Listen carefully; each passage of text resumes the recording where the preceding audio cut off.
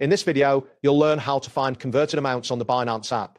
By following these steps, you'll be able to access your conversion history and review important transaction details. Start by opening the Binance mobile app on your device. If you are not already signed in, enter your credentials to access your account. Once you are logged in, locate the Wallets or Convert section in the main navigation menu.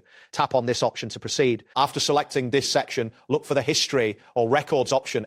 This area contains all your transaction data, including conversion records. Next, ensure that the correct date range is selected to view the specific conversions you are interested in. This is crucial because it helps narrow down the transactions to find the relevant information. After confirming the date range, you will see a list of your conversion transactions. Scroll through the list to locate the specific conversion record you wish to review. Each entry will display the exchanged assets and amounts, allowing you to pinpoint the transaction you need. After selecting specific conversion, take a moment to review the details presented. This includes the assets exchanged, the amounts, and the timestamps of each transaction. It is essential to check these timestamps carefully to ensure you are viewing the correct transaction.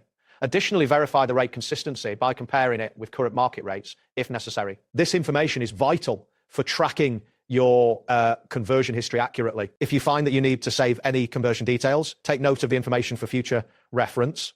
This data can be useful for tracking your investment performance or for reporting purposes. You may also want to compare conversion rates over time to make informed decisions. If any information appears to be missing or incorrect, do not hesitate to contact Binance support for assistance. Keeping accurate records is important for your financial management. That wraps up today's guide. Thanks for watching. Catch you in the next tutorial.